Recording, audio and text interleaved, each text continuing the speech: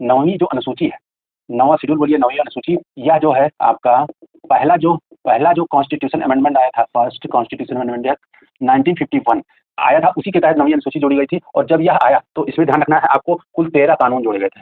13 कानून 9वीं अनुसूची में डाले गए। अब ये जब 13 कानून इसमें पहुंच जाएंगे तो यह क्या होगा कि इसको चैलेंज नहीं किया जा सकता, यानी कोर्ट में चैलेंज नहीं किया जाएगा। कोर्ट में चैलेंज नहीं किया जाएगा अर्थात क्या हुआ, अर्थात इसका जुडिशियल रिव्यू नहीं किया जा सकता। और जब जुडिशियल रिव्यू नहीं होगा तो यह कानून निरस्त नहीं किया जाएगा। जब जुडिशियल रिव्यू करने का अधिकार ही नहीं है तो निरस्त कैसे होगा, तो निरस्त भी नहीं होगा। तो 9वीं अनुसूची में डालने का यही मतलब था कि जो है इसको डालने के बाद या जुडिशियल रिव्यू से मुक्ति मिल जाएगी इसको, और इसमें कोर्ट हस्तक्षेप या इसको आपका केस इस पर नहीं किया जा सकता, कोर्ट में नहीं जाया जा सकता। तो यह आपको ध्यान रखना है।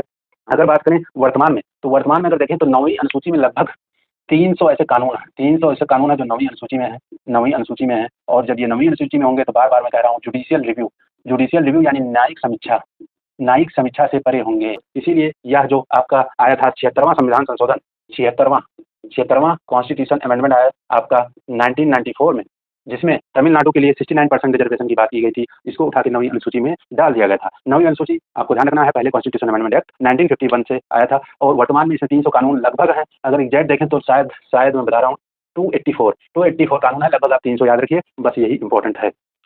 तो जैसा कि आज हम पूरा आपका आर्टिकल 16 पे ही चर्चा किए हैं, कुछ केस थे बहुत ही महत्वपूर्ण हैं, केस भी बहुत महत्वपूर्ण है, आयोग भी बहुत महत्वपूर्ण है। जैसे काका कालेकर आयोग याद रखना है आपको, 1953 में गठित किया गया था, और इसने 1955 में इसने अपनी रिपोर्ट दी, लेकिन इसकी जो रिकमेंडेशन थी वह किसने, सरकार ने स्वीकार नहीं किया। उसके बाद आपको बीबी मंडल आयोग याद रखना है, 1979 में आया, 1980 में इसने रिपोर्ट दी, और इसने क्या ओबीसी के लिए रिजर्वेशन की बात की थी, ओबीसी के लिए 27% रिजर्वेशन का प्रावधान किया, और इसने 3740 जातियों की पहचान की थी, पिछड़ी जातियों की, और जो जनसंख्या में कितने थे, लगभग 52% उनका भाग था। और रिपोर्ट पर विचार हुआ, लेकिन बीपी मंडल के रिकमेंड इसको मतलब लागू नहीं किया गया था। लेकिन जब 1990 में बीपी सिंह की सरकार आएगी तो मंडल आयोग की सिफारिश 27% रिजर्वेशन को लागू करेगा। उसके बाद में 1991 में जब नरसिम्हा राव सरकार आएगी तो इसमें ओबीसी आरक्षण को ठीक मानते हुए 10% रिजर्वेशन ईडब्ल्यूएस के लिए दिया जाएगा। और यह मोस्ट इंपोर्टेंट फैक्ट है कि सबसे पहले ईडब्ल्यूएस के लिए रिजर्वेशन 10% रिजर्वेशन का प्रावधान की सरकार में किया गया। तो यह आपको याद रखना है। भले ही इसको निरस्त कर देगा कौन, सुप्रीम कोर्ट, इंदिरा शाही बाद में सुप्रीम कोर्ट इसको निरस्त कर देगा, क्योंकि 50%, पहली बात 50% सरप्लस हो जाएगा रिजर्वेशन। साथ में इसने आर्टिकल 16 का जो चौथा क्लॉज है उसके आधार पर असंवैधानिक बना देगा, यानी ये अनकॉन्स्टिट्यूशनल माना जाएगा और इसको निरस्त कर देगा।